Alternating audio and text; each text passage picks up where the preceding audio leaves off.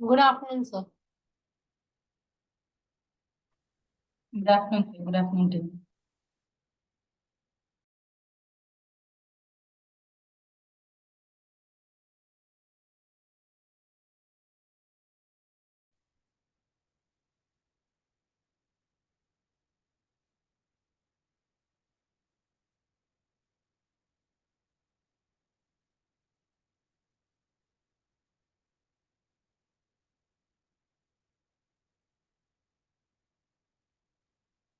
Namaste, sir.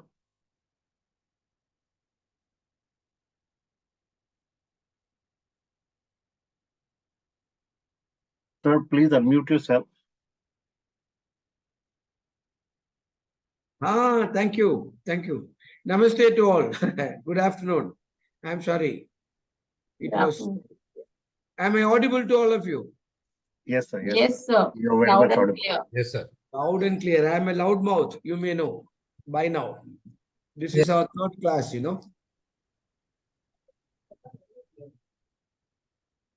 All right. So we'll wait for about 1 or 2 minutes to see others will join and then we'll get going. Thank you very much. How are you feeling today, sir? Life is good. I have to write up the last week on account of my implant teeth. So, which is now the pain, etc., is gone.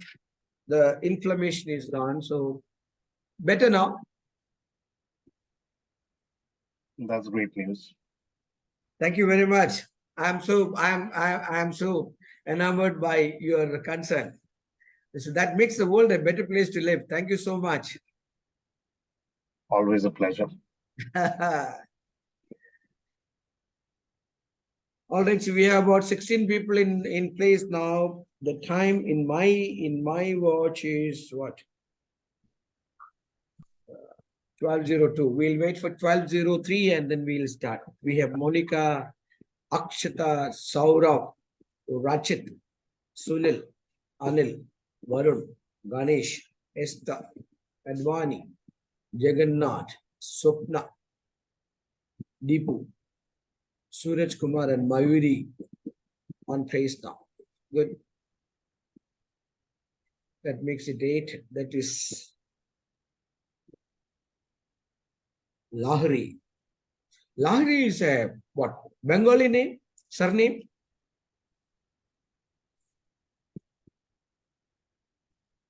Yes, sir. Thank you, Mayuri. I'm trying to check my GK, ma'am.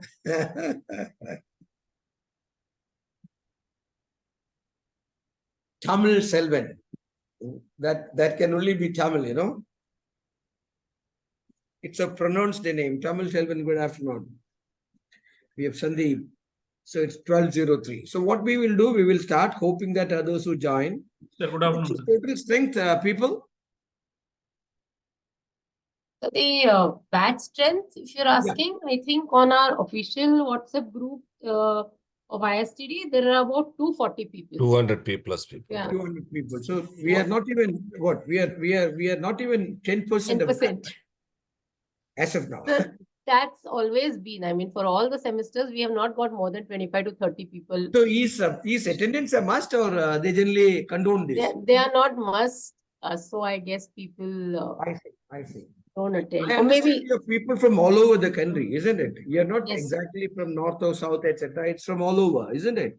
yes, sir, you're right. That's great.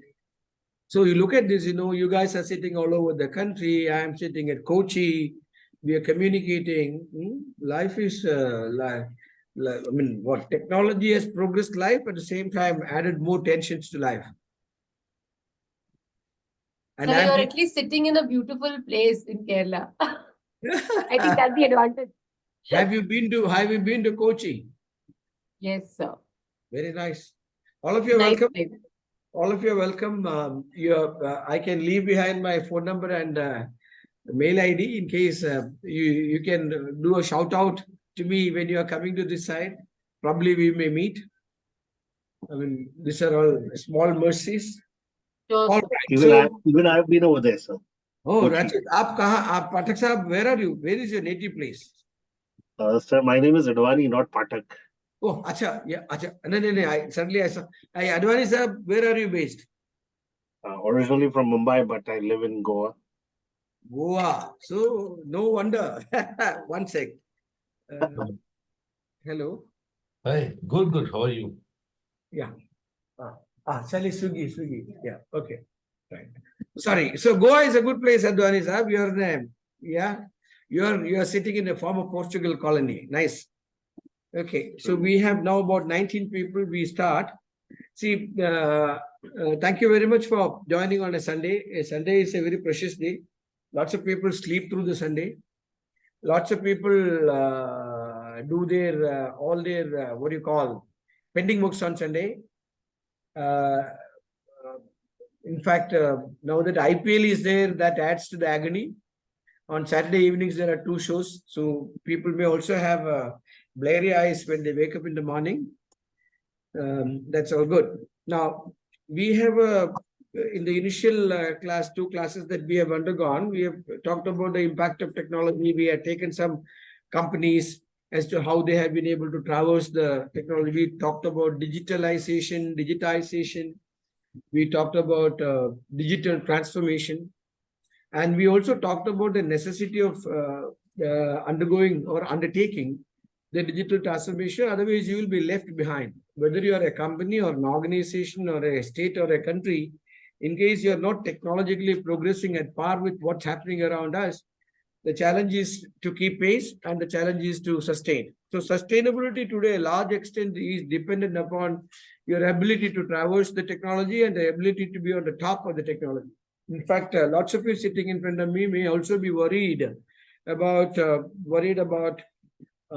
what could technology do to us. Say, for instance, AI, artificial intelligence, for instance, robotic process automation, for instance, machine learning by itself. All these Alexas and people, Sophias and Alexas taking over us and controlling us. So all that also is sort of a reality. So there are people who are saying that automation, blockchain, ML and AI will take away a lot of jobs. Quite true. At the same time, all of these also will be able to give us more jobs at the top end. That also happened. So my understanding about you guys are we have not been personally introduced or neither we have been able to communicate. So I stay with some assumptions that you guys are eventually wanting to be adding training as a part of your portfolio. So some of you may end up in being a trainer, coach, professor, whatever. So all the best to you on that. So now we are talking about digital transformation, the impact of technology on the training, as well as the impact of technology on the organizations. So one thing is for sure, if you are not on the top of technology, you will find it very difficult to be a good coach, good trainer, good mentor, good professor, good teacher, and good margadarshi. Okay, so there was a time when people thought that technology will not affect us, and we will not put up any efforts in familiarizing ourselves with that. Those days are gone. I think today, whether you are a Pandit or whether you are a Palmer, that means whether you are a learned person or an unlearned person, or whether you are an old person or a young person, all of us need to understand, learn, and go with technology. So that being the case, this paper, 11th paper, which is on digital transformation, shows, or gives you some sort of a vision as to what you could own or disown in terms of adding value to your trainer, coaching, etc. career. Okay. Now, in this session, I think I am coming through okay to you all. Just show some hand so that the challenge is we are one-on-one or one-to-many as far as online is concerned. For me, I'm just speaking to a screen, a black box, and the only person visible to me is myself. Every one of you is actually videoless. So hopefully you're listening to me, I hope. So if I'm coming through okay to you, you can just give me a thumbs up so that, or you can give me a, yeah, very nice. So that I know that, okay, I'm talking to you and you're also able to follow me. Thank you, Mayuri, Ganesh, and Advani Saab. Acha. Bipulji also, thank you very much. That's so nice. That's so nice. Okay. Now, let us now talk about the disruption, learning disruptions and the risk attached with that. It's okay. How learning has shifted. Now, if you really look at it, I think lots of us, particularly in the aftermath of COVID pandemic, lots of us has gone into very high level of self-learning, very high level of self-learning.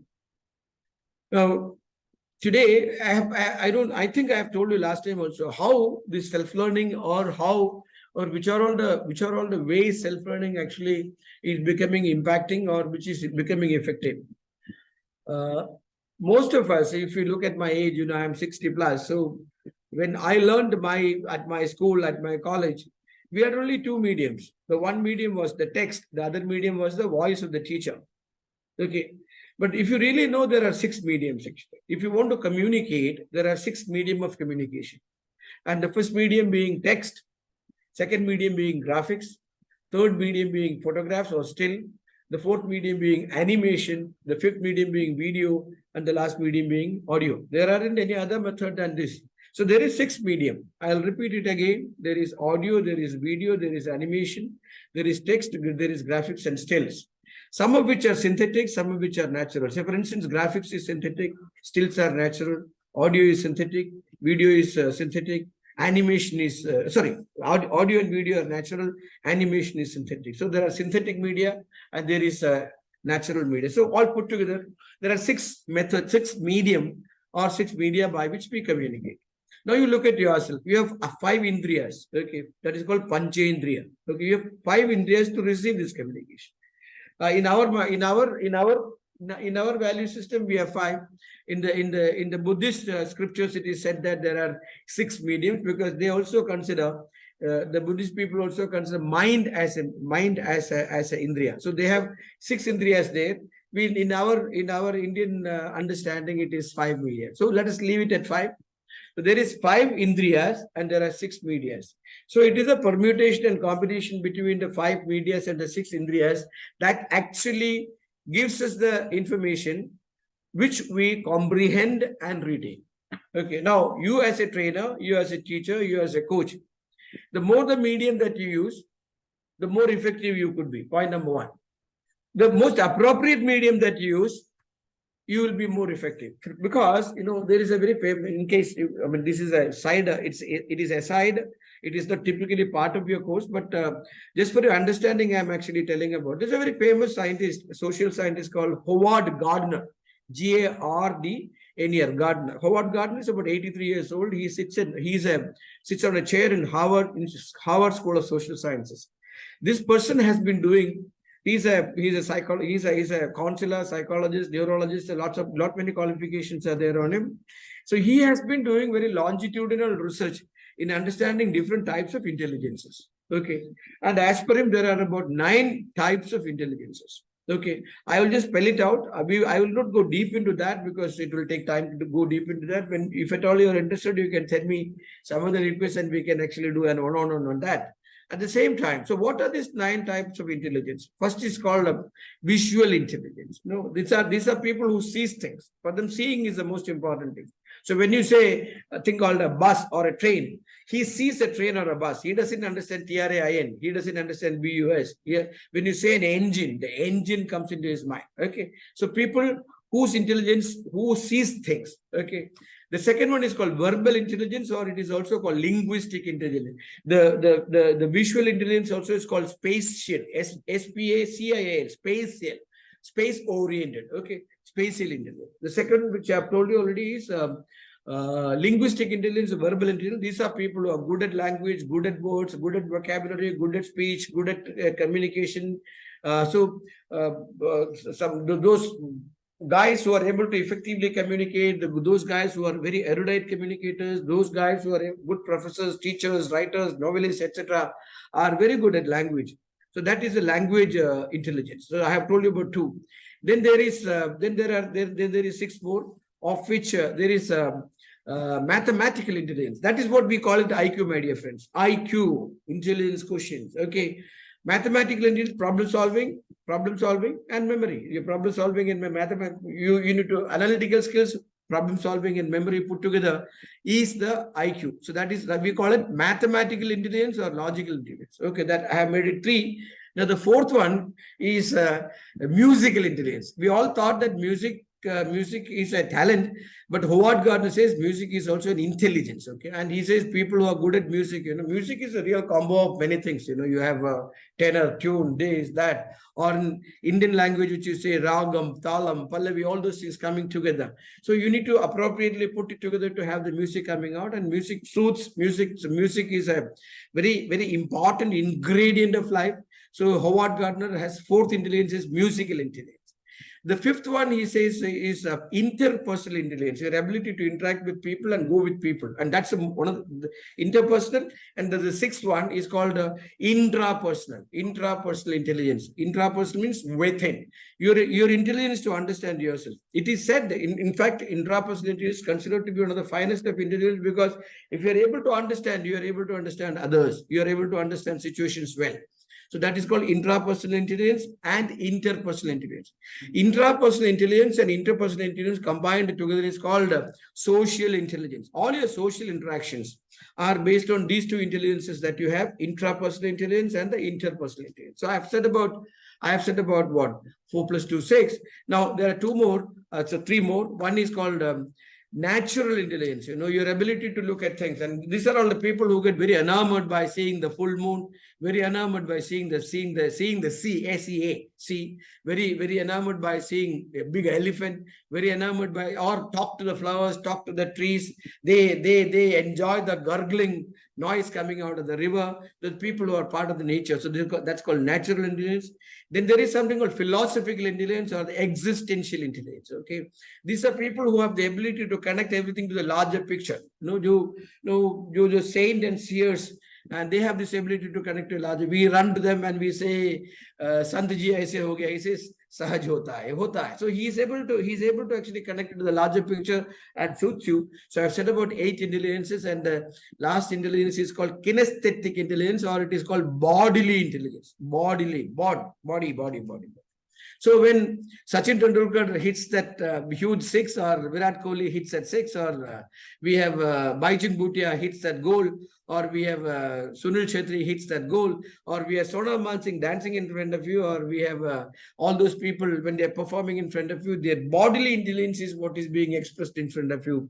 Good actors, good dancers, good athletes, good gamers, all of them are able to express their intelligence. So there are 9 intelligences. That is what Howard Gardner has actually identified. And he says, in every one of us, this intelligence is not distributed as 1/9. It is actually that about 3 intelligences very dominant, mostly dominant. 3 intelligences are very dormant, and 3 in the middle. And at any given point of time, these intelligences can change, but dominant intelligences can only go up, and dormant intelligences, you'll find it very difficult to bring it up. But between dominant and dormant, whatever intelligence available, which can actually move you to other sectors as well. So and there are now scientific tests available to understand your multiple intelligence. So what happens, my dear friends, is that when you learn, even you can actually do a MI test. You can come to me later separately. I can do a test on you and tell you, okay, what is your dominant intelligence and what is your normal dormant intelligence, so that you can choose a career, you can choose your learning path, etc. based on that. You know why? See, if you do something that you enjoy doing and you actualize, that is, you find happiness in that. So if somebody tells you that, okay, based on your intelligences, your dominant intelligence is this, and if you can do your studies, etc. in this line, and if you can end up in doing your job in this line, probably your happiness quotient could be much higher. Okay, so that is the beauty of identifying the intelligence and going by that line, and then actualizing in life, or being happy. Actualizing is nothing but being happy in the life, though it's a term which is mostly grossly misunderstood. Okay, now, so I have told you about 9 different intelligences as being defined by Howard Gardner, and that counselor or that scientist has taken about 50 years to arrive at the book, and that book is called A Case of Multiple Intelligence. A case of the frames of reference, A Case of Multiple Intelligence, and he is called the guru of MI, and he sits at Harvard, and he sits on a chair there. Now I have said 3 things. I said about multiple intelligence, I said about 6 medias, and I said about 5 indriyas. Now you look at it. So your dominant intelligence, suppose let's say, now you must have seen in the classes, if you look at, you watch your children or you watch your nephew, niece, etc. And you watch them, when they listen to you, if their eyes chases the teacher, or they are sharply keeping their ears to the ground. That means if somebody keeps the ear and listening, he is more on a verbal intelligence. But if the eyes are chasing the teacher, the eyes are chasing the thing, he is actually more on visual intelligence. If there you see the guy, if he's normally happy with running behind the dragonfly and goes and talks to the fly, he is high on natural intelligence. Or there are people who tells you that whatever you have done is not right because of this thing. That means they are bestowed with the high content of intrapersonal intelligence. Or those people who makes friends faster and do everything for the friend and being the leader among friends, and that is actually called interpersonal intelligence. Or those people who are good at athletics or games or dances or acting, etc., and that is actually kinesthetic intelligence. So it can actually be identified, and finding out your dominant intelligence. And there is a combination of this. As I have told you, 3 intelligences come on the top. Not always 3 intelligences on the top and 3 on the dormant on the bottom and 3 in the middle, which actually can change from time to time. So you have these intelligences orientation. So you as an individual has these intelligence orientation. You have your 5 indriyas, and you have the 6 medias through which the information comes to you. Now you look at the situation. Okay, your orientation plays a major role in accepting it. Okay, your indriyas actually receives it. Okay, and it comes in 6 different media. So the combination of this gives you the best possible comprehension and retention. So just bear this in mind. Just bear this in mind. If you want to be a good trainer, if you want to be a good coach, if you want to be a good mentor, if you want to be a good professor, if you want to be a good teacher, if you want to be a good margadarshi, if you want to be a good pathfinder, so these things you should be able to focus on. Your intelligence, your dominant intelligences, the media that you like best, and the indriya that your indriya orientation towards receiving information in whatever forms. Okay, and it varies. In everybody, it is not the same. And that's a problem with our education system. In our CBSE classes, in our state syllabus classes, etc. What happens? 40, 50 students, or 40, 50, 60 students. For everybody, one size shirt is given. Pero, you wear this, and I'm going to tell you this, and you do this. So we actually extinguish the creativity in the children from the very younger age itself. And by the time they come to the 10th standard, 12th standard, etc., they're completely devoid of creativity and innovation. Their innovative element, their creativity element, etc., goes away. They become very systematic. Their left side of the brain start working, right side stop working. Right side is where art is, right side is where craft is, right side is where innovation is, right side is where creativity is. So right side goes dead and the left side you go by. And all of us are now fully conditioned by our teachers and fully conditioned by the education system in such a way that all of us behave in a conditioned manner. And that's actually what is happening. So we have mass production of school children, mass production of students. And in the mass production of students, actually, we have completely lost out on that individuality, completely lost out on individual creativity, completely lost out on the way by which you can actually train and teach people so that they can comprehend and retain things better. All that is lost out. So this is a challenge that we live with.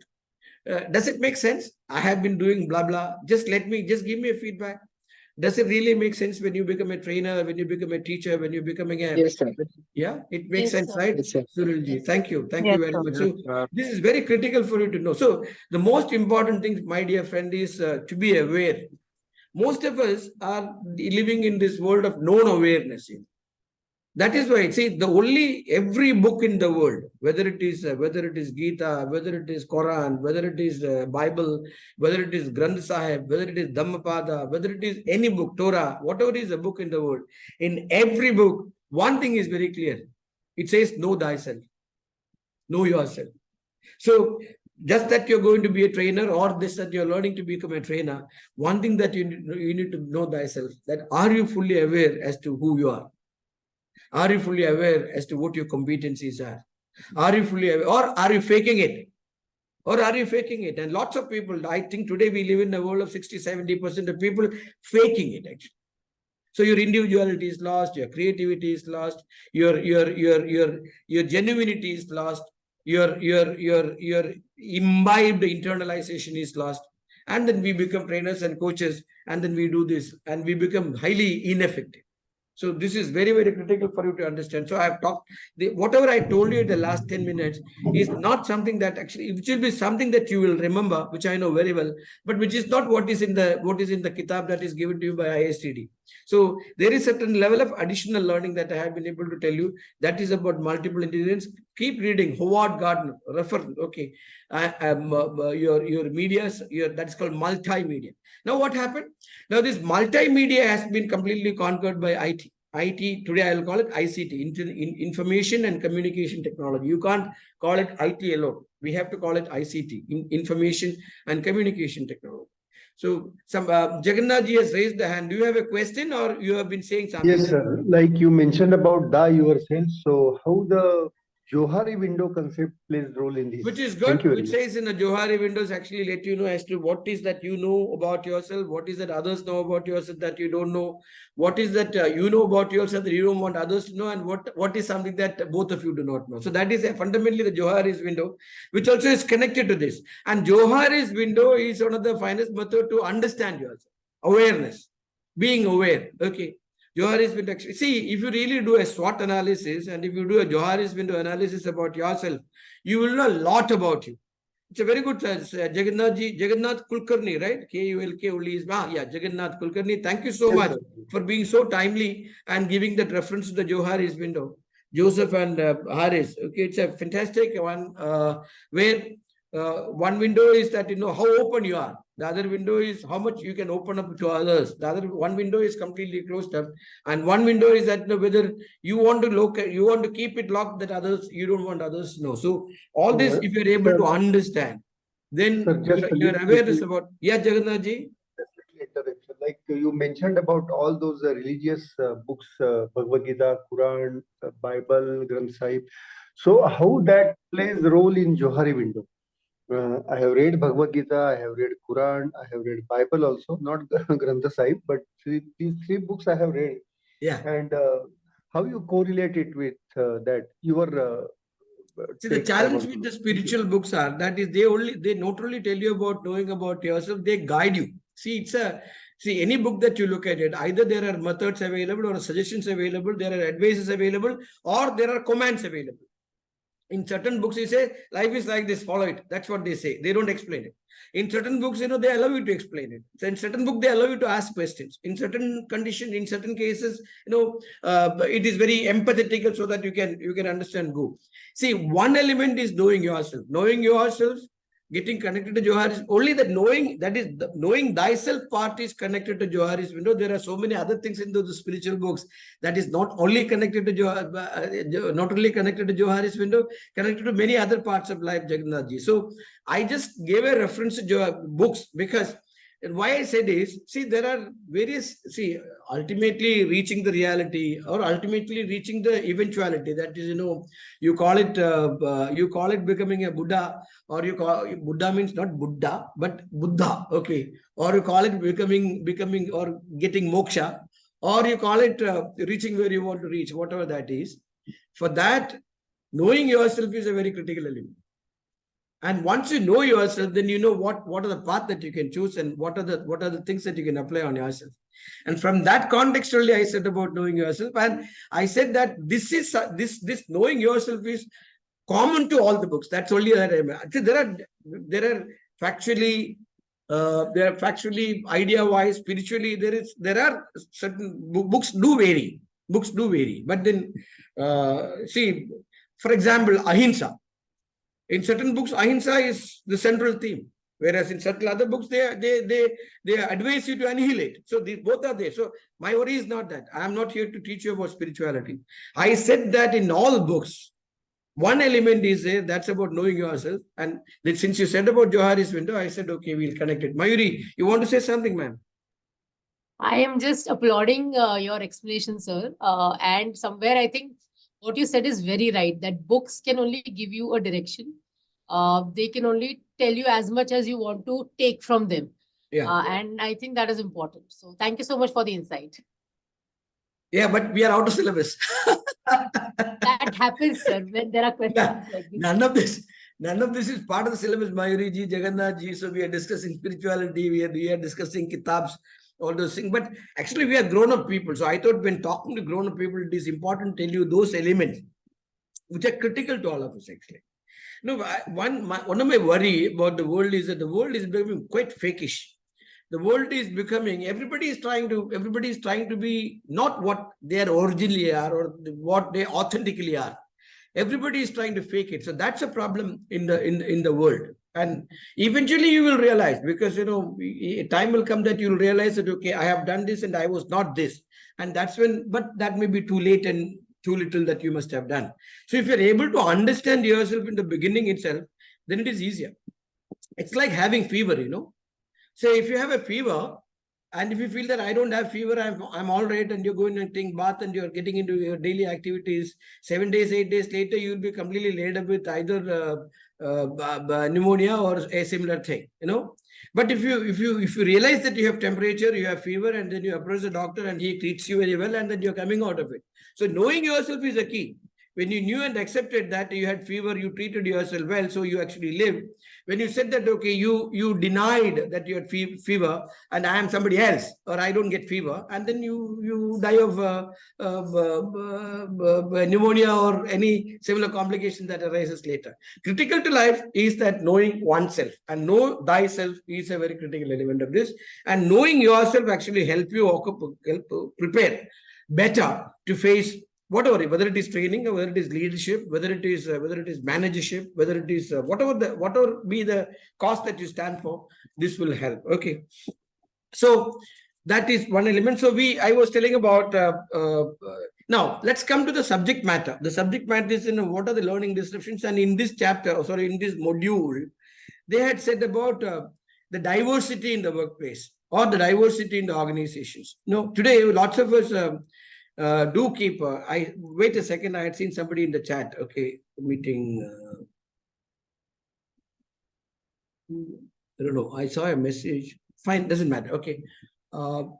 Right. So the diversity of the world is what actually we need to discuss about, and then arrive at actually a diversified workplace, and how trainers, learners, professors, teachers, mentors, and coaches take care of that is a very critical element to understand.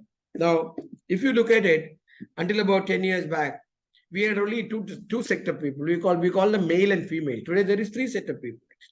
So you need suppose if you have an organization, if you have the facilities that is made in the organization, if you really need to look at creating some level of a classification, there are three levels of people today, and it is Supreme Court had accepted that. Many of the courts in the world had accepted that. Humanity had accepted the third range also. Okay, now that is one. So that is specific to gender. Now there is diversification. Diversity. Let's take diversity by language. Let's take diversity by religion. Let's take diversity by culture. So there are so many things, diversity. And you look at some of the organizations, when we call about MNCs, transnational organization, etc., multinational organization, transnational organization, etc., where the diversity element is much higher, actually, isn't it? Very, very high. So I had seen in companies like TCS, companies like Infosys, etc., there are at least 50, 60 different nationalities work. And some of them come together for the same project as well. So there is a diversity element with respect to language, with respect to religion, with respect to culture, with respect to value systems, etc. So that diversity is on one side. There is a diversity of the gender. Okay. Now all this is to be included, and that is why we call inclusivity.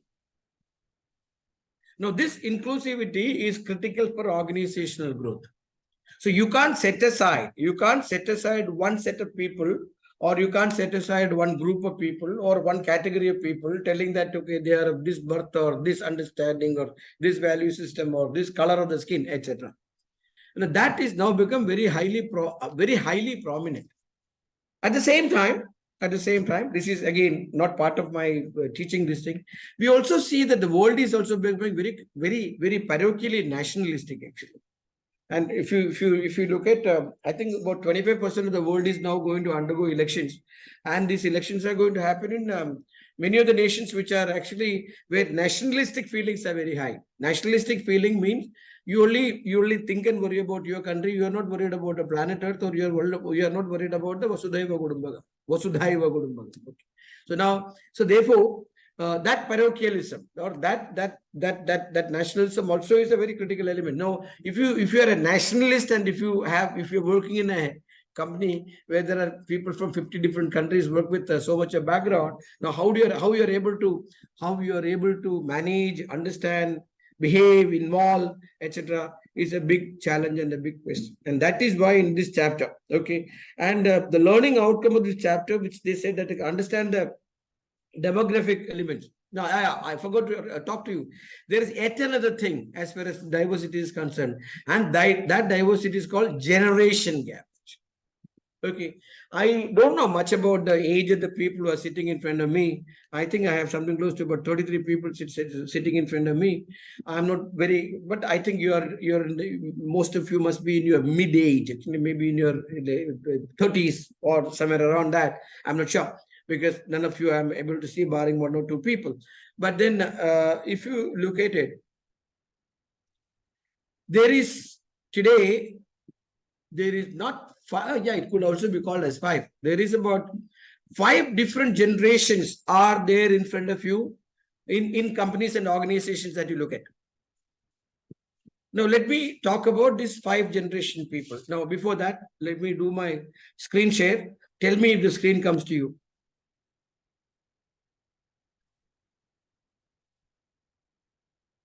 Oh, my share. Is the screen in front of me, my dear friends? Yes, Yes, sir. Yes, Thank you that's very right. much. Thank you very much. Okay. Some of those input in the screen may not be very, yeah. In this, this says about changing workforce and demographics. Demographics, you understand, this is related to it is related to people, age, earth, place, etc. Demographics. This is a generational gap in the workplace. You have to understand how do you fill these gaps. Then it goes to digital HR. Digital HR we'll do today evening. I have another session of class with you at about 4 o'clock. So between today morning and evening, morning means noon and evening, I intend to complete this module. And then there is disruptive needs, workforce of the future, and other things. And I hope, I'm not very sure, I hope you must have received your learning, reading materials, etc. And that gives you a lot of input about things outside this. Now, this is the screen. The screen is very cluttered. Most of the letters are unreadable, I know. Don't blame me. Blame ISTD for this. This was sent to me by them. But let me tell you, we today have something close to about 5 generation of people. Now, who is the first generation of people? The first generation of people, we call it as actually, I'm not sure whether they are still there in the workforce. We call them either traditionalist or silent generation. These are people who are born between 1930 and 1945. Achha, before that, my dear friends, now whenever we call a generation, I used to ask this question. So earlier, some people used to just immediately answer me, one generation is 100 years. So one generation normally is 30 years. Now, because of technology, because of the growth of technology, and because of the growth of knowledge that is happening so fast, today, one generation is also 15 years. Most come to about 15 years. And I wouldn't be surprised if you call one generation as 10 years, because that is somebody who is born at 2024 and somebody who is born at 2035 could be 180 degrees apart. That is what is the generation gap that we are talking about. And when they were doing these demographic studies, etc., earlier, they used to always call it as about 30 years as a generation. Okay, so let's come back to it. So this slide in front of you, which initially talks about something called a traditionalist, who's born between about 1925 to 45. Now, if you really know, 1925 to 45 is a time frame when World War II happened. In the World War II, there were 2 groups, Axis and Allies. Allies were Russia, America, Britain, and those people, and the Axis was Italy, Japan, Germany put together. and they fought, and the entire world suffered on account of World War, actually. Okay. Now, life was very tough. There wasn't much of productions happening. Production means reproductions happening. And so the birth rates were very low. People were living in penury. People were living with many people, and you also know about lots of killing, gas chamber extinguishing, gas chamber terminations, etc. that has happened in the Nazi Germany and many other parts of the world. So the generation or the people who were born between 1925 to 1945 are the people who are called traditionalists. We also call them silent generation. Now, if you really look at somebody who is born at 1925, if it is 1925, it is 100 years back from now. So I don't think that we will come across somebody close to 100 years in the workforce. So, but at the same time, if you take 1945, so if you look at 55 plus 25, about 80. They may not be in the workforce, but you will see some of them or close to some of them in the management. People who are in the late 70s, people who are in the early 80s, etc., are those people who are in the management, particularly those private companies and family managed companies, etc. Those are all the people whom you come across in the management. And their thought processes, their thoughts, their value systems, and their activities, etc., need not necessarily match up with that of yours. Point number one. Point number two, they also need not necessarily appreciate your viewpoints and your perspectives. That's one. But let us not dabble too much on them, because you may not come across such people in the workforce, at least, because 25 to 45, you may not come across in the workforce. You may see them, some of them, little old, like if you say News Corporation, Rupert Murdoch, he's close to his 80s. So, or let's say Biden, or let's say Trump, okay, or these are all the people who are actually 80 plus, okay, and they could probably be belonging to the silent generation, or they could be belonging to this traditionalist, and they're traditionalists, very conservative. And in those times, living was extremely tough. Most of them lived on ration for years together. They were proteins, etc. was not available. It was tough living, and they saved a lot of money. They lived at future with a lot of hope.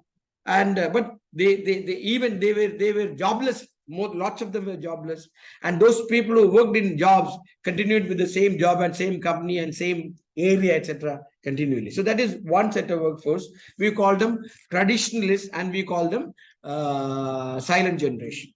Then comes somebody called baby boomers, baby boom. So that itself is a very giveaway name, baby boomers. Okay, what is baby boomers? The Second World War ended in 1945 when America bombed Hiroshima and Nagasaki. You know that, actually.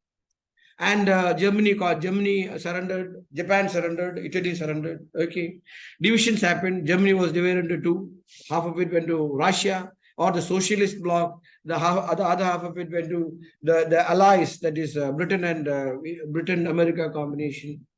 You see a high level of socialistic bloc being formed in Russian zone.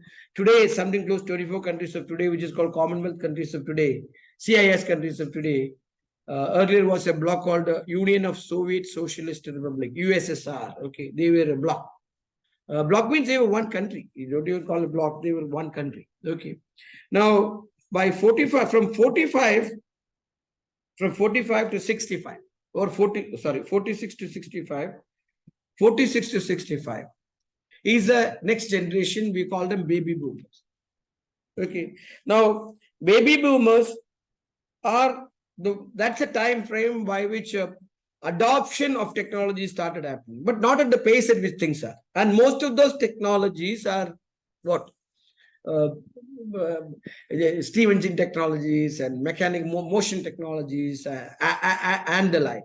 Of course, there is also aircraft technologies, mild rocket technologies. So technology started coming into in 1945 and after the World War, and those technologies that were used during war, etc., also came into the open. People started using it for public good. Technology started coming into, and so these baby boomers are slightly, baby boomers are also people whom, they try to, for them, one-on-one communication is better. They're also part of the traditional thing. They used to save a lot of money. They used to be very progressive in terms of aspiration. They also worked in maybe one or two companies in their entire life. Okay.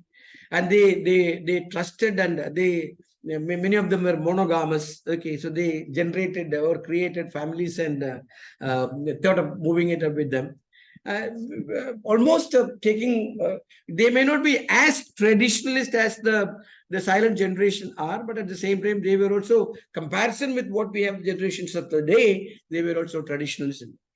They enjoyed talking to telephone. Telephone started becoming a means of communication during from 1945 upwards. Okay, so that was before that it was letters. They used to start writing letters and communicating. That has become telephone, and one-on-one, of course, it's saving, of course, also was there, and otherwise they were also part of the conservatives. Okay, now the third thing comes, and third thing we call them Gen Y. And Gen Y starts from 1996 to 19, that is to be very clear. Sorry, Gen X. Sorry, Gen X. 1965 to 1980, about 15 years. Okay. Now in Gen X, quite a bit of changes actually came into being. So we have silent generation or traditionalist, then we went into baby boomers, and now that we are talking about Gen X. Now, Gen X, shaped by, what is it? It is this time, 1979. Computer technology started moving. Chip technologies, those level, 8-bit computers, 16-bit computers, 32-bit computers, 64-bit computers, large memories, etc., started coming in. So computer technology started, the germination and evolution of computer technology started. Productivity went up multifold. Okay. They preferred some sort of a digital form of a communication. Started with Gen X, started look at, so up to 1980. So 1965 to 1980 are people who are called Gen X. Okay. Now we come to Gen Y. Gen Y is 1980 to 1995. Gen Y are also called millennials. They're called millennials because they are part of the millennial changeover, 2000 to 2100. Okay, so the changeover has happened. We are in the third millennium now. As far as, you also, most of you may remember that, earlier we used to have BC and AD as indicative of our millenniums. BC we called it as before Christ, and AD we called it as Anno Domini, after the death of Christ. Now that classification is completely gone. Probably you may know, most of you may know. We call it as BCE and CE now. CE means current era.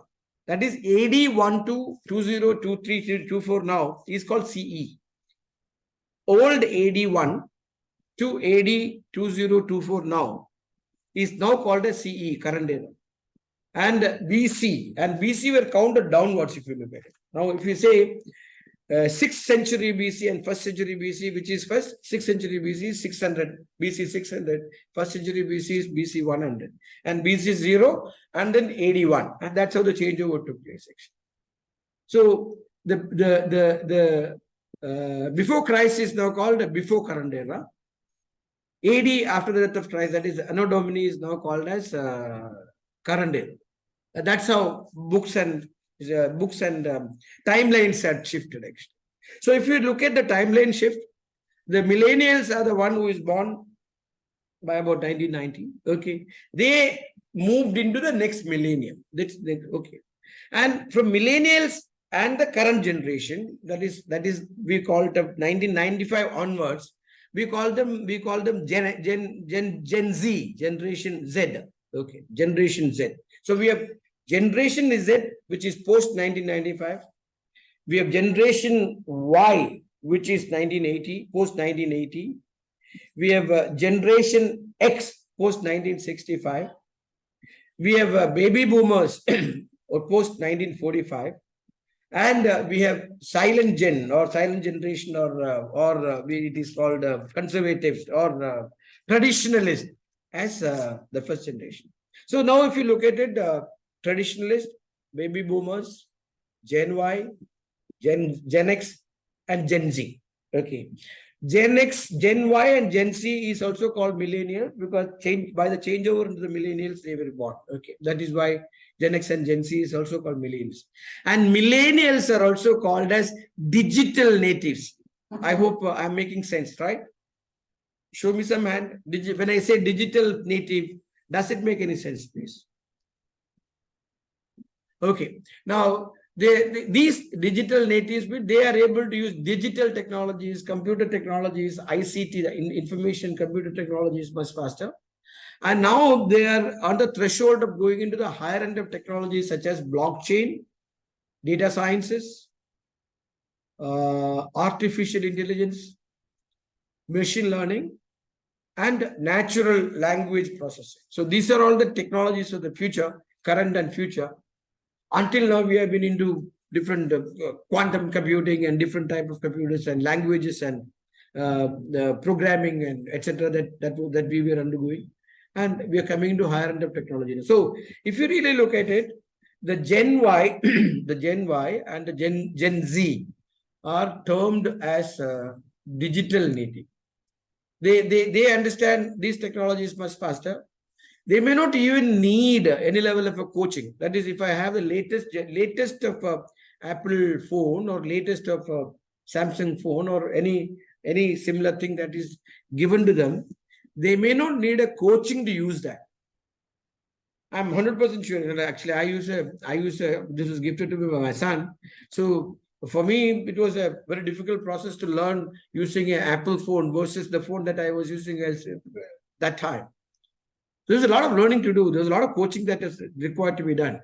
And even today, I only use about less than 30% of the phone capacity and size. Okay, utility, capacity and utility. Whereas millennials, that is or you can call technology native or digitally native people, they are able to understand it without even being coached on this. So no, please understand. At this end of the spectrum, we have people who are very high on the technology, are able to absorb and understand. When I say understand, it is something which I use a Hindi word called siddhi.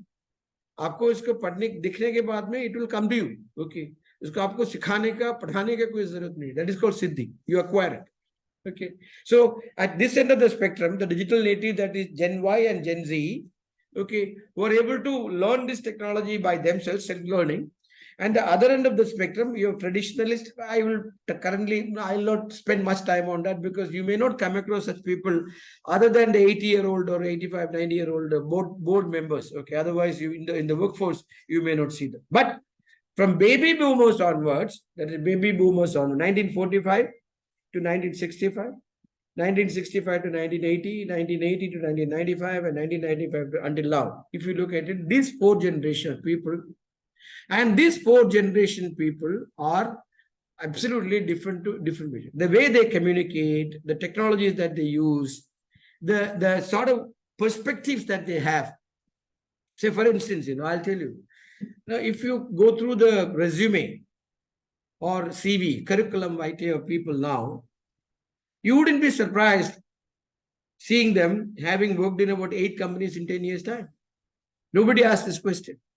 But maybe 10 years later, 15 years earlier, not 15 years late, not later, earlier, if I went through a biodata or a CV or a resume, in which I find that in 15 years' time, somebody has worked in 10 companies, I would be quite suspicious of it. And if you go back down to your uncles and aunts and granddads and chachas and all these people, you will realize that most of these people worked in one company. They retired as regional manager, they retired as maybe senior manager, some of them retired as general manager, some of them were lucky to be retired as an executive director sort of a thing, and after having worked in the same place. And you look at many of you, and you look at many of the people in front of you, you will see them. A 35-year-old CEO is not, it is not an uncommon sight, particularly in startup and early ventures. A 30-year-old, 35-year-old CEO is not an uncommon sight. So you look at the way how things have shifted. Look at the way how perspectives have shifted. Look at the way how technologies had impacted people. Look at the way how people communicated. Now today, see, just look at it, people moving from telephone to email, from email to messages, and messages to, a smartphone utility. Okay. And how they communicate. Now, let us see, do you think a millennial guy today, or a guy or a girl today, going through a wanted column of Hindustan Times or Times of India or Hindu or whatever newspaper or statement or whatever newspaper that you come across? Hardly you will see them doing it. They are on LinkedIn, they are on monster.com, they are on naukri.com, they are on online. They are able to get their inquiries online, they are being hunted online, they are being interviewed online, they are join companies with online information. But please understand that if you, I have the newspaper that I read here, English newspaper that I read here is Hindu, traditionally reading for maybe over the last 50 years. So where even today on Wednesdays, there are 3-4 pages dedicated for wanted column. Now, I used to wonder as to whether my millennial students or the digital natives, etc., do they go through them? Hardly. So that columns are meant for people, 45, 50-year-old people who still go by those wanted columns and those communications. So the communications are different. The perspective means viewpoints. The viewpoints are different. Okay. The instruments that they use are different. Somebody, when they used a telephone at that time only was used for voice communication. Today, a smartphone, voice communication is less than 10% of the utility of the phone, isn't it? So how much have shifted actually gone to? And digital native people, where they don't need a coaching on a 100% utilization of the phone, they don't need a coaching, they acquire it themselves. So that is where things lie. And what you see on the screen in front of you are traditionalists and baby boomers and Generation X, and millennials is nothing but Generation Y and the Generation Z. Okay. So I'll just go off to find out, stop share to find out whether it makes sense. Now, do you understand this diversity, or do you see this diversity in the workplace? Can we come online and speak about for a while, please? I would, because whatever that we learn, if we are able to imbibe and if we are able to discuss between each other, our thought processes become consolidated. That's why I just cut off that PPT to talk to you.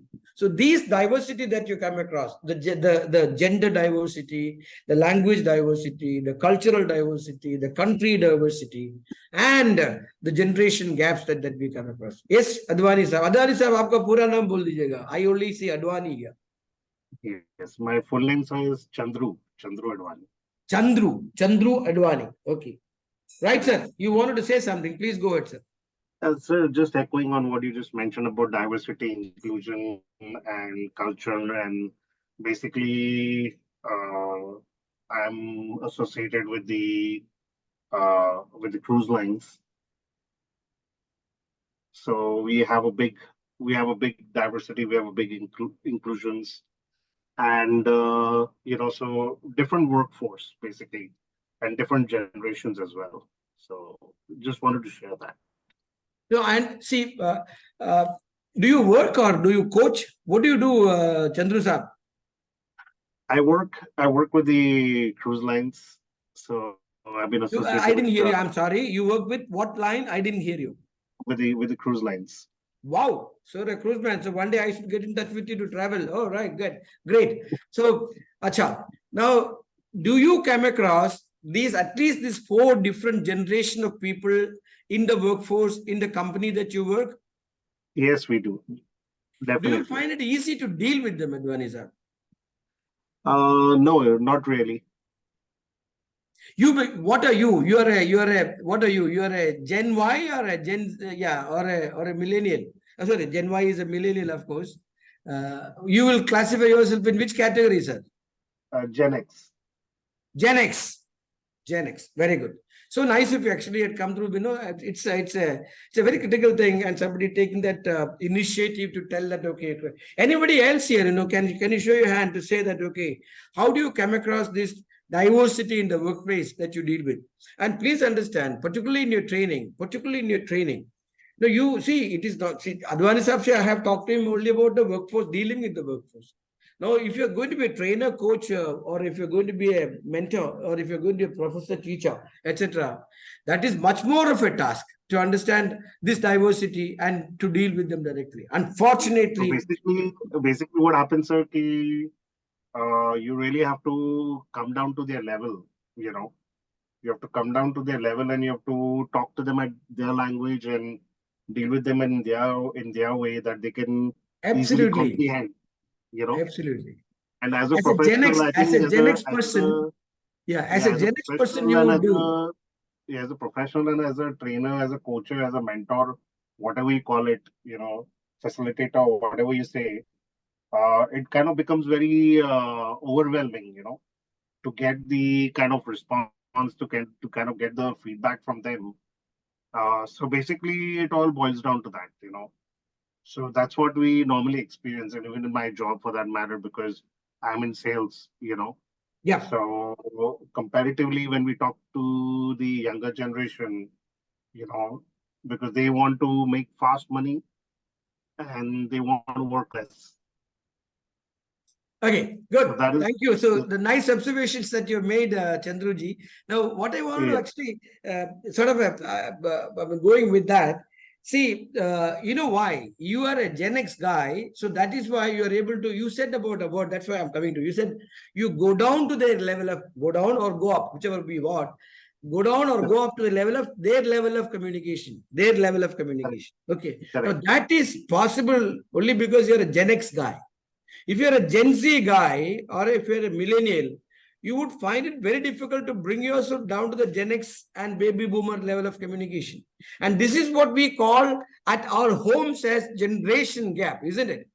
When we find it Correct. extremely difficult to communicate with our dad, when you find it even tougher to communicate with our granddad, and when you want our mom to be, mamda, mom will do anything. So when you want our mom to be the via media to communicate to your dad and the senior people, that is the case. That's a generation gap. So at home, you see the generation gap, and at the work front, and the workbench that you go to, or the work front that you go to, it is much more pronounced. And just look at this, you're a Gen X person, so maybe you're senior enough to look at things.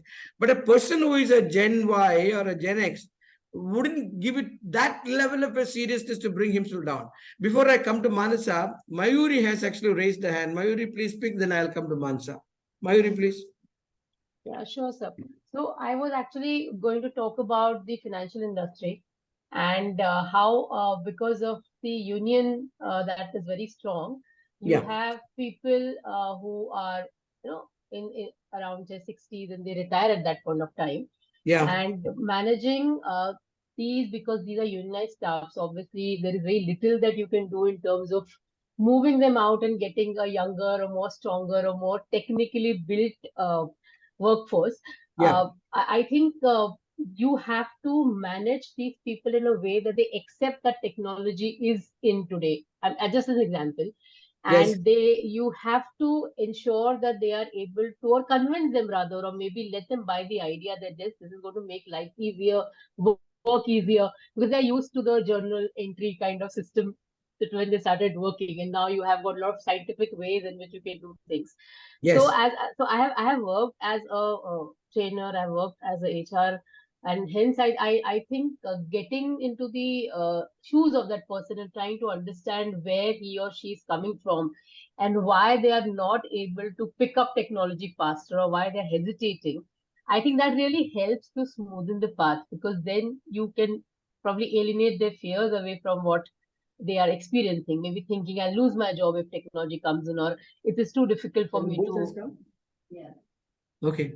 very Great. difficult for me Yeah, to get. that's great. Mayuri, where will you place yourself? Gen X, Gen Y, Gen Z? Generation X. X, right? Yes. That is right. So, आप अद्वानी साहब का इसी में आ गया. Mansa, please speak. Hi everyone.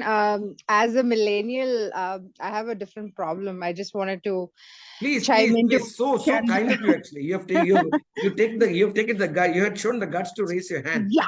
Yes, Very as a kind. millennial, I am going to represent a bunch of millennials, especially millennials who are parents. We have a very different problem. We have absolute respect to everybody. I have worked with baby boomers. I work currently under a Gen X guy.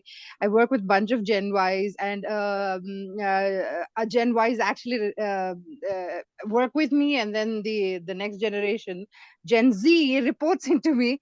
But my biggest challenge, or something that is a mental, it requires a lot of cognition load, is the Gen Alpha, my own child, coming down to my own child's level of his beautiful way of thinking and perceiving world, and the way he handles technology is quite amazing. So it's not really coming down to anyone's level. It's, I would want to replace that statement. Chandru, don't Okay. hate me for this, but to open up your heart, or to open up your perspective, or you open up your mind to understand their world. It's not coming down to anyone's No, level. that's what I agree. Yeah, Actually, I corrected Advani Sahab. Advani Sahab also yeah, accepted that because he said coming down, he used it just for the sake of yeah, yeah. For the communicating. reference, I mean, Yeah. Chandru is like It my is son. it is Yeah, either yeah. coming up, coming down, or coming up. It could be anything. No, Yeah. it's absolutely not. It can be any in any dimension. Yes. Especially, you just have to open up your heart or your brain to understand how they perceive the world, and Yeah. how they want to engage, and how they want to get things done. That's because that's how they are. As a Gen X, I am, and as a parent, time is ticking for me, and I need to get things faster. And the other day, I was talking to one of the guides, and he was saying, I don't like bullshitting, and I want everything to be done really fast. I told him, if you want a job to be done, send a woman. But if you want a job to be done really quickly and efficiently, send a mother, because we have no time to waste, sir. So I just wanted to share. I mean, nothing personal or anything. Just wanted to No share. issues. No issues. Thank you. Actually, see, No, here in the, actually, I, in a way, to be very honest with you, Mm, the statement that I did make, and which actually, mm, my intention, my perception was only just that. But at the end of the day, just like Mansa, just like you, mm. I am the same shoes as well. Right. So we talked to a lot of baby boomers, and we talked to a lot of Mm, traditional. mm. So in my job, basically, I have the same kind of an same scenario like and I think sir will also agree to that. no, That Advani it's Mm. not Sahab, about more than that, anything else, you you are know. a salesperson. So you have to accommodate all sorts of Everyone. generations Yeah. and all sorts of Yeah, well, diversity. yeah. So as you say, go with the flow. Yeah, Mm. that is right. That is Uh, so nice of you. So Mayuri, Mansa, and Advani Sahab. If anybody else who wants to say, otherwise we'll go back to the presentation. Anyone else? Okay, so let me start sharing the screen again. Okay, yeah. The Share. topic is a very important topic, a very good one. Yeah, good. So I think see, I'm trying to see. It's a very boring thing. Online classes, both taking it as well as I mean, receiving it as well as delivering it, and particularly when you don't see people in front of you and you only see names, and then you have a screen in front of you, and you have a 70% or the 80% of the screen is occupied by the PPT, and then you become quite nervous as to what sort of a communication that you're going to deliver and how it is being received by others, and particularly people. Now, Mansa, as well as you see in all of what you said, particularly what Mayuri said, etc., is that one element which, though not part of this, but I think if yeah, it is part of it actually. Yes, if mm. we're able to realize that element is called empathy. Right. EMPATHY, empathy. Mm, These are three words. One word, the first word is called apathy. It is absolutely hatred between people or hatred. mm, Okay. Then there is something called sympathy, which actually stands between empathy and apathy. And sympathy could be positive, sympathy could be negative, but sympathy is mostly used negatively by people. It is like, you use it to actually get that, you use this feeling to get others' attention, you use that to get the concessions made. But empathy is, as Mayuri said, as well as Mansad said, is seeing the things from the other's perspective. And if you really look at it, if the world would have been a much better place, if we looked at everything from the other's perspective too, not that, you have your perspective, you definitely have your perspective. The person in front of you looks at it from your perspective and you look at it from his perspective.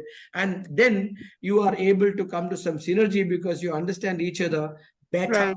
Okay. Right. So that empathy is the thing which actually allows you to go to multiple generations and also this diversified group of people in gender, in culture, in language, etc. It is easy said than done, and it is very difficult otherwise. Because see, you just look at yourself. I'll just tell you some of those practical things that I had observed. So I had traveled to many places, and because I was in IT for a long time, there were a lot of delegations that I have gone and been part of. So when we go out of the country, we have people from all across the country, okay, going together. So let's say we went to Australia. So it is a bunch of Indians who had gone to Australia. Now it is not a North Indian or a East Indian or a South Indian or a West Indian or a Central Indian. It is these guys together. So we club it together. We are able to understand things. We are able to understand, appreciate things in but at the same time, let's say you went there and you saw a bunch of people who are, in my case, I'm a Mallu, Malayalam speaking guy, and I found a bunch of Mallus. The things change actually. Things change. I become very parochial. I just get into that. So this empathy factor running in people, there is something called there is a generic nature to it actually. Okay. So it is not easier to get this empathy factor running because because it requires you to understand the other's perspective, howsoever bad, howsoever terse, howsoever humiliating that it is. And so is vice versa. So it is not that easy. But definitely the world would be a better place. World would be a better place if this empathy factor works. That is that one element. Now, if you really look at who is a trainer, now always in companies and organizations, training is clubbed under the HR department. Okay, training need not necessarily be HR or a what do you call soft skills alone. Training also could be hard skills. So in a company, when you say, let's say I'll take a IT company or a technology company, or I say a manufacturing company, where there's a lot of hard skills to be taught, there is also a lot of soft skills to be taught. Of course, soft skills are much more important in getting the hard skill delivered to the required level of productivity. Okay, that is where the soft skills really come in big. Now, therefore, in every company, you will have trainers, predominantly soft skill trainers, and also hard skill trainers. And the soft skills trainers are mostly clubbed under the HR department. But actually speaking, training per se is a transformative work. It's a transformative responsibility. You're actually transforming people. So that doesn't mean that HR doesn't transform people. HR is a function. Whereas training is actually about managing the changes, transforming people into the better things. Actually. So, but most of the organization, training is clubbed under the HR department. That is why in every organization that we speak of, a trainer, but I see Advani Saab here, he is a salesperson. So there are people who are not always been part of the HR, but training is mostly considered to be part of the HR activity in organizations. And predominantly the training that they do is soft skills in thing, and the hard skills, either they outsource or they get the hard skill people to come into and then getting trained. And whether it is soft skill training or the hard skill training, both are transformative nature. And I think, therefore, I have a theory in which I would rather say, I will not call training, I would call learning. Learning is the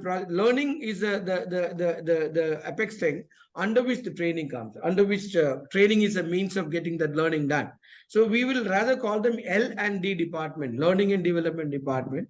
And it could be under HR, it could be under the CEO, or it could be a separate department altogether. All that is fine.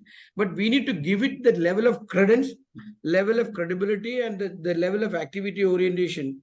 Many organizations that I see, training is the last thing that they do. And funds for training is always cut. So that means that transformation, developments, etc., are not really the botheration of the CEO and CXO people. And that is a little bit saddening. Okay. having said that, let us come back to this diversification that we see, demographic diversification that we see, and particularly on generation. Now let me come to the next slide. Okay. Here it says managing the 5 generations of workplace. Yeah, I have always been telling that the last generation may not be in the workforce by now, but then they may be part of the management in some of those organizations. Okay. Now I have said that, okay, how do you recruit these people? How do you train these people? What communication that will you use? And how do you do conflict management of these people? Okay. Now, if you look at it, people in Gen X and people in baby boomer, etc., they are very, very upfront people. They want to communicate like this, which may not be the case with people who are part of the Gen X and part of the millennials. They may not want to go into fight. They may want to understand things differently. So now, if we have only one size of a shirt, or if we have only one size of a tool, or we have only one tool, or we have only one method to deal with all these different type of people, all this different type of culture, then we may land up in trouble. The organization may not progress. Okay. Now, what are all the issues that happen because of generations? One is, there are so many issues. In fact, Mansa was telling about managing a child. Advanisa was telling about different type people of different generation. So the question is to understand what we said beginningly is about understanding you, and then the understanding others, and understanding their perspective, understanding their difficulties, understanding their communication, and then to have an understanding of it, and develop that understanding into a mutual understanding. When I understand you, I also expect them to understand me, so that, the empathy factor, the positivity that can generate, as well as the empathy factor that can come into. And that is what you see in the slide. These slides are available as a part of the, sorry. One second. Yeah. So this slide shows about the issues that can arise from the gap. Interpersonal issues can be very high. Acceptability is a problem. Now, I had always seen, the old people. Now, let's say, I will just give an example. I have my mother-in-law stays with me, my wife's mother. She's 89 years now. So 89 years is fairly an old, you're sort of older dimension. We have had, she has had a difficult, we saw her that she was sleeping all through mostly, and then suddenly she was sleeping when she was eating as well. So that was a general problem that we faced. So I talked to many doctors. I talked to a physician. I talked to a cardiologist who said it could be thyroid issue. So why don't you test a thyroid? And thyroid was normal. Her other vital were okay. We went to a gynec. They also said, I don't see, she's old age. If she sleeps, she should let her sleep. But our challenge was she's sleeping when she's eating as well. In fact, in one instance, she was having a grape, this thing, she took in the mouth and she swallowed it, and that created some hassle because she slept off while she was having that grape thing inside. Now, so 1, 2, 3, 4, 5 doctors we have met by then. Okay.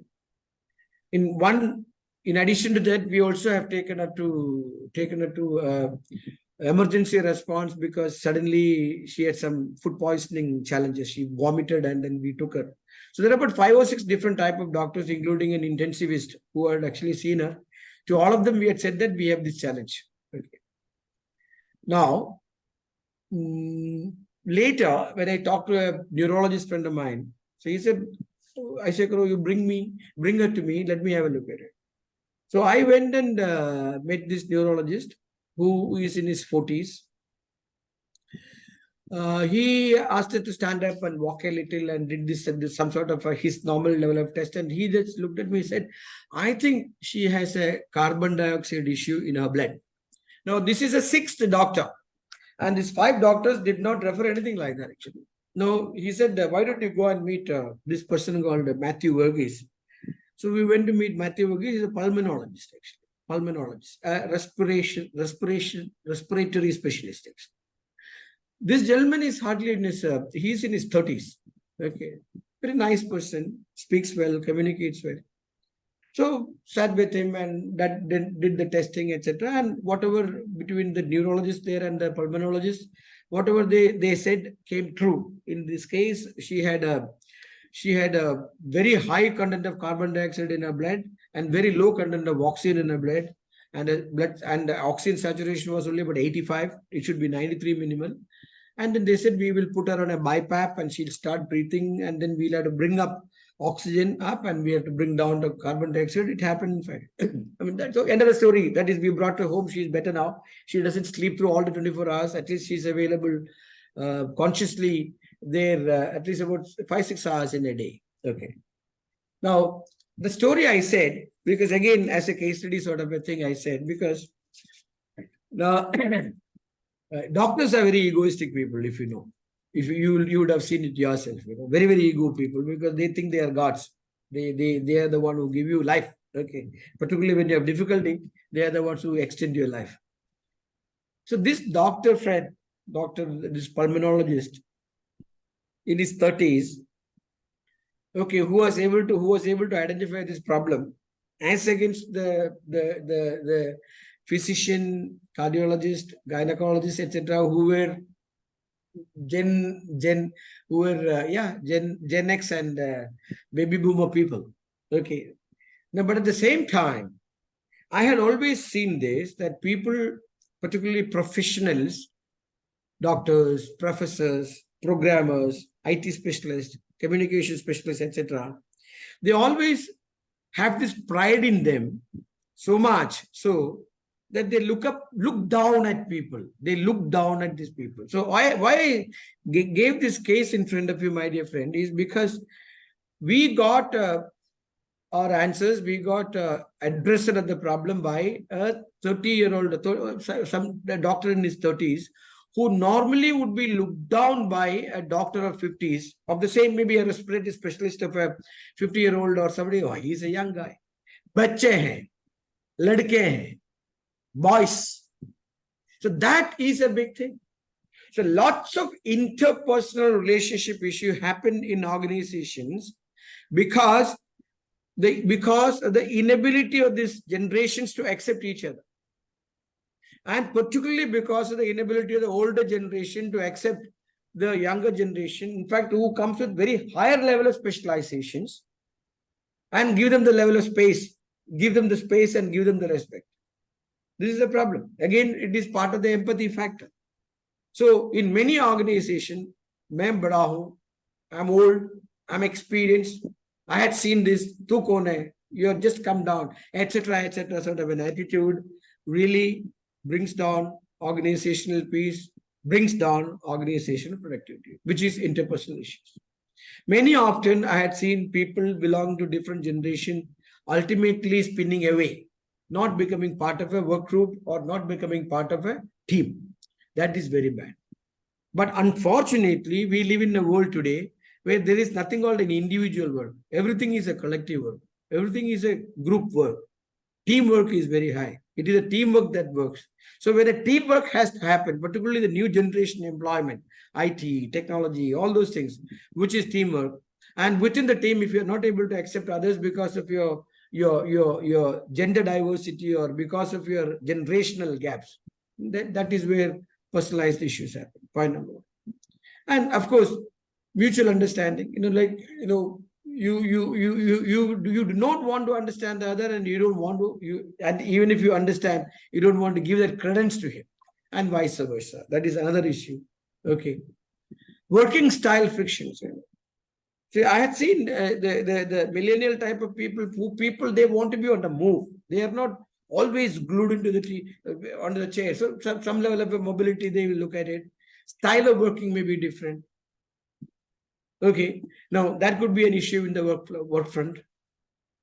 Always there is, I had seen many number of cases where there is huge communication gaps. And this communication gaps start because they don't communicate at all. If they communicate, at least it is good. And when they don't communicate, that's a major issue. So that communication, and even if you communicate, okay, it is communicated in such a way that the others do not understand. So then what do you do? So I'll just give you an instant. In One of my friend, that is when I was working in HCL Hewlett Packard. My HR guy landed up from Delhi. So he was coming to see my region people here in Kochi. So he took he came to Chennai, and from Chennai he took a train and he came down to Ernakulam South, that is Ernakulam Junction, that is called Cochin Station. Came down and he saw the autos being lined, and he went to the auto guy and he looked at the auto and said, Saab, he gave an address and said Panampalli Nagar. Okay, him being from North India, he was not able to pronounce the name properly. And he had shown this and said that Panampalli Nagar. That is where my office was. And he was coming to that place. So this auto wala just looked at him and did like this, just watch me. This is what he did. And my friend from Delhi did not understand what the auto wala had communicated. My friend mistook it as he did not understand. So he went on telling that Panampalli Nagar, this is the address. Then he looked at the auto wala was getting more redder. So that is when he realized that, okay, there must be something that I said must have made him angry. The issue here is very simple. The auto wala said the Ernakulam South Junction is very, very close to Panampalli Nagar. The Sawari is not worth it. So this auto wala did not want to go with him, or auto wala did not want to carry him. My friend mistook it as that my communication was not okay, so he was not able to understand. So he was telling the communication again. And all that the auto wala did was this. So now, this is a body language like this actually. Now, not necessary that others understand. So you have either the words or the actions or the deeds through which you communicate need not necessarily be understood by the other guys actually. So please look at it. So communication gaps can happen, body language issues can happen, or lack of communication can happen. And of course, different types of communication, that is what you've seen, in the older time, in the traditionalists, they wrote letters, then others, they called over the phone, then they became email, then it became messages, and now we are all on smartphones, and everything works in here, everything comes in here. So all sort of communication types are being used, including FaceTime. Okay, so communication channels have changed, communication methods have changed, communication words and wordings have changed. Okay, all that has actually resulted in one type of generation not able to understand the other type of generation, and that is what I was actually trying to communicate to you with examples of my Ernakulam Junction. Okay. So now, in companies, it is important that you bridge this gap. If you're not able to bridge this gap, and bridging this gap comes from understanding the other person. That is very critical. If you're not able to understand the other person, you may not be able to bridge the gap. Okay. So you need to understand his value systems. You need to understand you need to understand his culture, his language, his country. Even, to be very honest with you, I mean, I'm telling you my experience as I worked in Chandigarh from 1980 to 1985. I worked in Chandigarh. I do not have very fanciful memories of having worked in Chandigarh during that time, because I had undergone very heavy type of racism as a Madrasi in Chandigarh. Sorry for saying this. Please forgive me. I'm not trying to create an issue with people up north and down north. I'm just telling my experience. Now, because, I wasn't that aggressive as people are, and I wasn't as communicative, or to the extent communicate that what they expected. I was not speaking their language. I was speaking English as a medium of communication, because I didn't know Punjabi and Hindi at that time. So there were so many things. So if somebody wanted to work with me, if he had understood me better, my language, my culture, my background, and then try to create a sort of an understanding, and then give me the choice of understanding him as well. So because if I can't speak Hindi, he also cannot speak Malayalam, or he also cannot speak another language. So that is his challenge. So both of us have challenge. So then we have to look into via media level of communication. So those things are very important, please. And then there are issues of recruiting strategies. You can't be, there are different methods. Look at the way you will use. Some people will use LinkedIn, that means social media. Other people will use recruitment sites. Some people will use recruitment agencies. Some people will advertise in paper. So your recruitment strategies do vary. Okay, but it is important that you don't stereotype people. You understand the person, understand the personalized side of it and deal with them. And when you deal with them, you customize your approach actually from people to people. That is what Advani had said, and that is what Mayuri also had said. You have to understand them, and you have to actually change your approach towards them differently. Okay. Different communication style. It is important that you learn, because if you want to live in a world, because if you want to live in a culture where there is about 5 different generations dwell in front of you in a work front, you really need to understand their communication styles. Okay.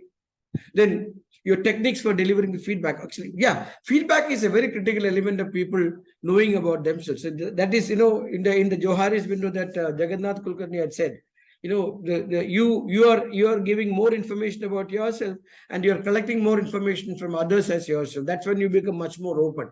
So feedback has a tremendous level of an impact in getting this empathy factor generated. Okay. Then age diverse teams for projects, creating those level. It isn't easy to have a 20-year-old guy and a 40-year-old guy and a 50-year-old guy together in a project if they are not empathetic to each other. Okay. And based on which you have to actually go into an employee retention practice. So that is an HR issue. Here, my idea here is not to talk too much on the HR issue. My idea is here to talk about training, mentoring, coaching, teaching issues, where we are using these issues to make them aware of each other and aware of themselves. And that could actually make the world a better place to live. Okay, that is what for the time being, my dear friends. I have actually stopped the communication. We will meet again at 4 o'clock today, and then we will go into digital HR element of it. I hope the session was okay to the extent that I don't know, because give me some feedback whether it was okay or some. Yeah, thank you, Ganesh. Thank you, Mohini. Yeah, very good. Some of you I have already communicated. Thank you, Razia. Good. I'm so happy. Thank you very much. So it's about 1:30. It is time for you to have your lunch. I think you also have classes after this. Thank you, Suraj Kumarji. Thank you. That is so nice about it. Sir, the Okay. session was superb.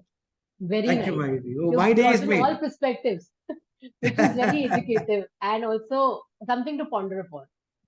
Thank you very much, Mayuri. Okay. My Sunday is made. Thank you. I will meet you again at 4 o'clock. Thank you, Varun. Take care. Meet you. Bye.